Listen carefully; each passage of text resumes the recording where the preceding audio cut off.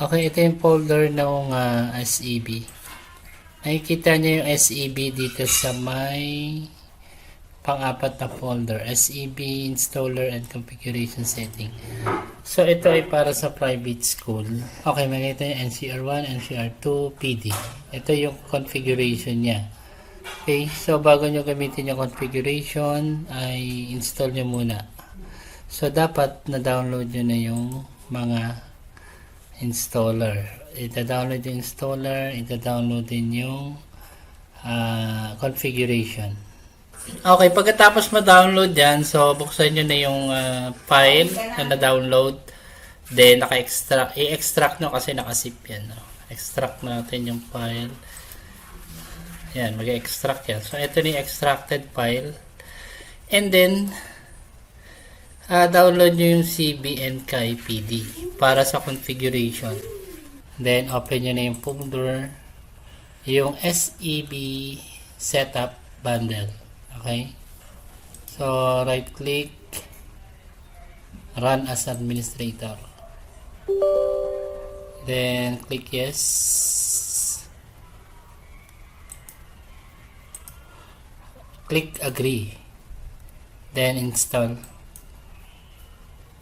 Okay, so installation successfully completed. You must restart your computer before you can use the software. So click nyo lang restart. So after mag-restart, punta na kayo doon sa download. Okay, sa download, kasama natin kaninang dinownload yung installer, na-install na natin successfully. After mag-restart, open nyo na tong CBNKPD. Open. So mag-open yan. Ayan. Now. Okay. So nag-error siya kasi nagre-record ako ng screen. Okay. So may mga application that will hamper yung pag-restart ng SEB. Kung may Skype o kung may dual monitor kayo, kung kulang yung mababa masyado yung ginagamit yung device, pwedeng hindi mag-restart yung SEB. Okay? So stop ko na yung recording. So yun lang gagawin, no? I-locate nyo lang doon sa folder na sinor sa inyo ng orientation. Nandun yung installer, nandun yung configuration. Siyempre kung private school, PD, dahil yung NCR1 ay para sa public. Okay? Okay, so hindi ko ma-record yung successful installation kasi para mabuksan natin yung SEB, kailangan naka-off yung recording dun sa laptop. So ang ginawa natin, nag-set up tayo ng camera para ma-record pa rin natin. Okay? So na-install na natin kanina, na-configure na natin, i-run na natin siya. So para i-run, i-open nyo lang yung downloaded natin na SEB configuration file, yung CBNKPD.